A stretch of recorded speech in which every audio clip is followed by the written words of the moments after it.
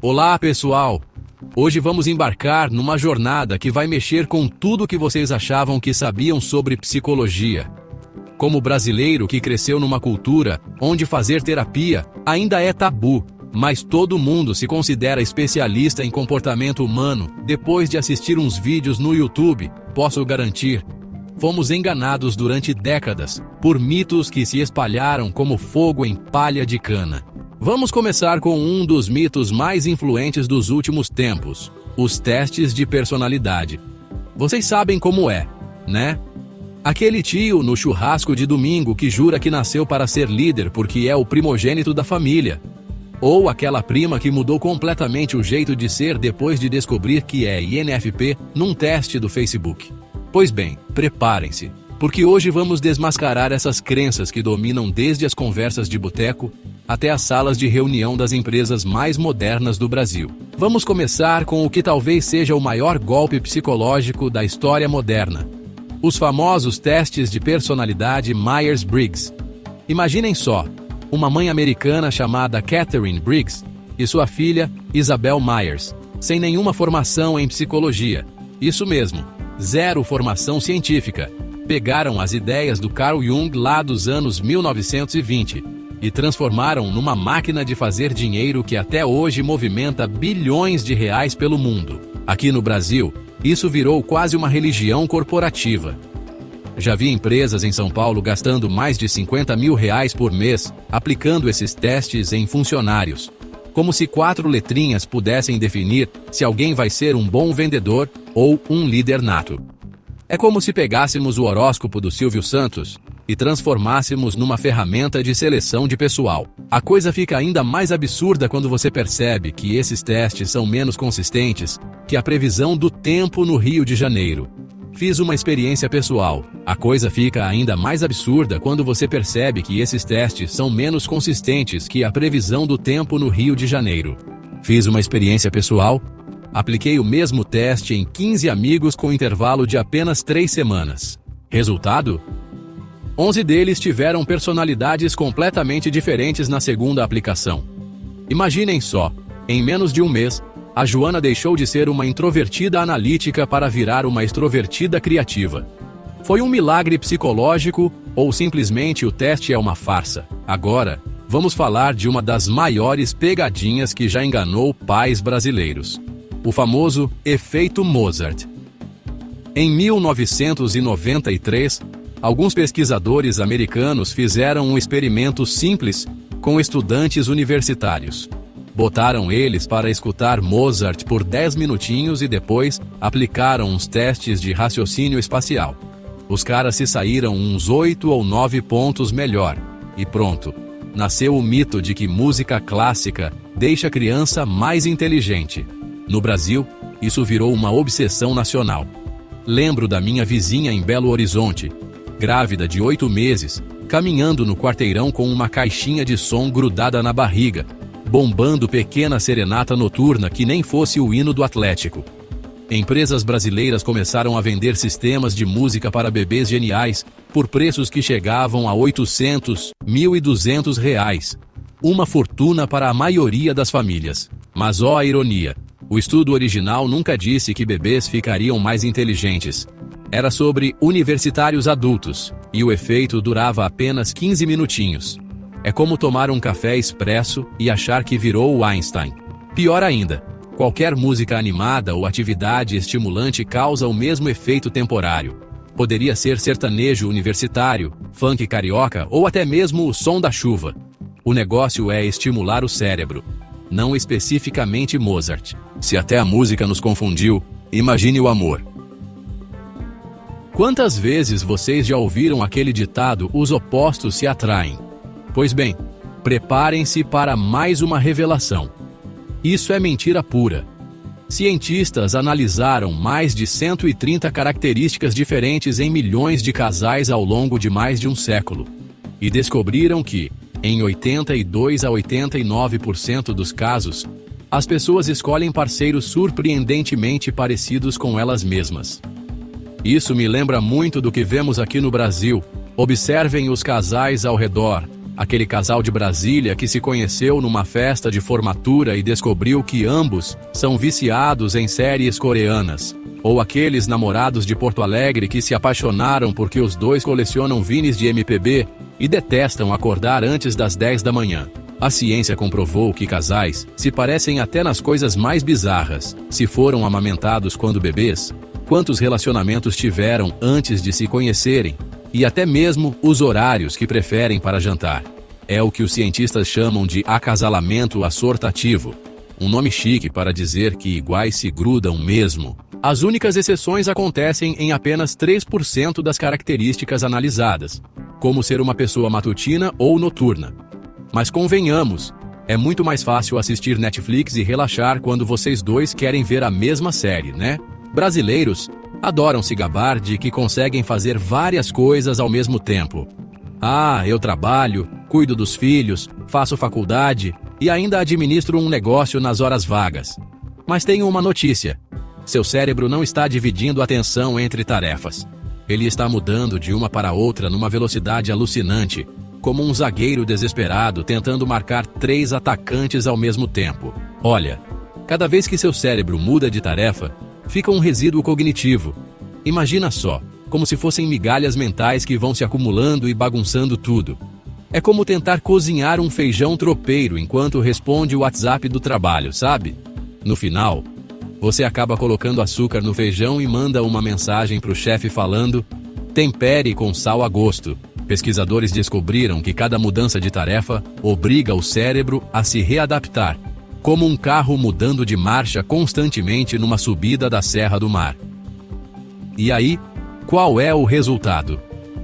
Sua memória de curto prazo vira uma bagunça. Você entra numa sala e esquece porque foi lá. E tudo demora mais tempo do que se tivesse feito uma coisa de cada vez. Então, da próxima vez que alguém se gabar de ser master em multitarefa, lembre disso. Essa pessoa está basicamente dizendo que é especialista em fazer tudo mal feito ao mesmo tempo. E falando em manipulações modernas, você já ouviu falar em mensagens subliminares? Em 1957, um marqueteiro americano chamado James Vickery criou uma das maiores lendas urbanas da publicidade. Ele afirmou ter feito um experimento onde projetava mensagens rápidas como "beba Coca-Cola" e "coma pipoca" durante filmes no cinema. Segundo ele, as vendas de Coca aumentaram 18% e as de pipoca, 58%. No Brasil, essa história ganhou vida própria. Até hoje encontro gente que jura que existe uma conspiração das grandes empresas para controlar nossas mentes através de mensagens escondidas. Lembro de uma discussão acalorada num bar em Salvador, onde um cara jurava que a Globo colocava mensagens subliminares nas novelas para fazer o povo comprar produtos específicos. A verdade? Então, Vickery admitiu anos depois que inventou tudo. Era marketing puro para promover os próprios serviços dele. Cientistas modernos tentaram, reproduzir esses efeitos e descobriram que mensagens subliminares podem até ter efeitos mínimos, mas só em pessoas que já estão pensando naquilo. Tipo, se você já está com sede e vê um flash rápido de refrigerante, pode até ficar um pouquinho mais propenso a comprar. Mas transformar você num zumbi consumista? Jamais. As empresas, na real, usam truques muito mais simples e eficazes. Colocar produtos na altura dos olhos, usar cores que chamam atenção, criar promoções que parecem imperdíveis. Nada daquele controle mental hollywoodiano, sabe? Memória fotográfica é tão real quanto promessa de político em época de eleição. Os cientistas estão procurando há mais de 100 anos alguém com memória fotográfica verdadeira e, olha, não acharam ninguém. Nenhum. Nosso cérebro não é uma câmera Canon EOS de última geração. É mais como um artista meio bêbado tentando reproduzir uma paisagem que viu uma vez. Cada vez que você lembra de alguma coisa, seu cérebro reconstrói essa memória do zero, adicionando detalhes, mudando cores, inventando conversas que talvez nunca aconteceram. É como aquela história que seu avô conta do gol que ele fez no campeonato de várzea em 1973. A cada ano que passa, o gol fica mais espetacular, a torcida maior, e o goleiro adversário mais impossível de ser superado. No final virou uma jogada digna de Pelé, quando na verdade foi só um chutinho no cantinho. Algumas pessoas têm memórias excepcionais, Mas isso geralmente vem de técnicas de treinamento intensivo, como aqueles caras que decoram baralhos inteiros, ou conseguem lembrar de listas enormes, usando truques mnemônicos.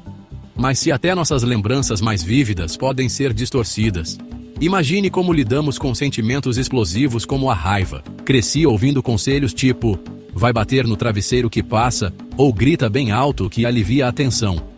Durante anos acreditei que descarregar raiva fisicamente era saudável, como se o travesseiro fosse um absorvente emocional mágico. Que engano! Pesquisas mostram que quando você grita ou bate em coisas, mesmo macias, está treinando seu cérebro para reagir com mais agressividade. Seu corpo entra em modo de luta, enchendo você de adrenalina. Pode até dar uma sensação de alívio por uns 2 minutos, mas depois você fica mais estressado do que antes. Conheci um cara em Recife que ficou tão irritado com o trânsito que chutou o pneu do próprio carro. Resultado: garganta dolorida de tanto gritar, dedão machucado, e continuava com a mesma raiva, só que agora com dor extra de brinde. Olha, técnicas de respiração profunda, meditação, ou até simplesmente sair para caminhar funcionam muito melhor. O segredo não é soltar a raiva, mas sim aprender a diminuir a intensidade dela, sabe? E nessa busca por controlar as emoções sem causar mais estrago, surgem ideias curiosas. Até mesmo poses de super-herói. Em 2010, uma pesquisadora de Harvard afirmou que ficar 2 minutos numa pose de super-herói aumentaria sua confiança e mudaria seus níveis hormonais. A mídia pirou. TED Talks foram feitas. Milhares de brasileiros começaram a fazer pose de Superman em banheiros de empresas antes de entrevistas de emprego. Imaginem a cena. Executivos em São Paulo se trancando no banheiro corporativo, abrindo o peito, punhos na cintura, fingindo ser o Capitão América antes da reunião com o diretor. Outros cientistas tentaram reproduzir esses resultados miraculosos e não conseguiram. Ficar como a Mulher Maravilha não altera seus hormônios, nem te dá superpoderes, infelizmente. Por que as pessoas juram que funciona? Porque assim, nossos cérebros são experts em nos enganar. Se você acredita que uma pose vai te dar confiança, pode realmente se sentir mais confiante, sabe? É tipo usar uma camisa da sorte numa apresentação importante. A camisa não tem poderes mágicos, mas acreditar nela pode melhorar sua performance. O efeito real não está na pose, está na sua cabeça. Mas e quando nem a pose ajuda?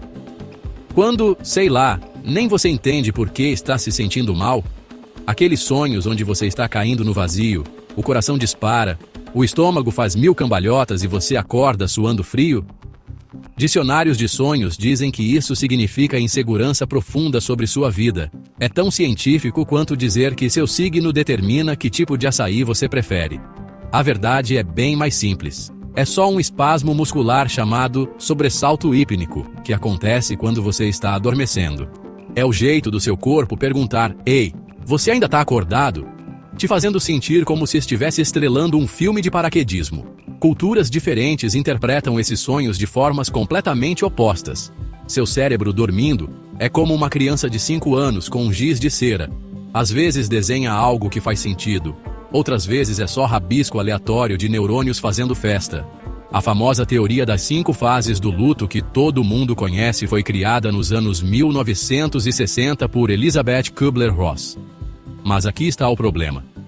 Ela estudava pacientes terminais que estavam aceitando a própria morte iminente, não pessoas lidando com a perda de entes queridos. De alguma forma, isso virou um manual universal para o luto, como se existisse uma receita de bolo para processar a dor da perda. Parabéns, você completou a fase da raiva. Agora pode prosseguir para a barganha. Luto é mais bagunçado que trânsito de São Paulo na hora do rush. Um dia você está rindo de uma memória boa, no outro está afogado em tristeza. Às vezes você sente raiva e saudade ao mesmo tempo.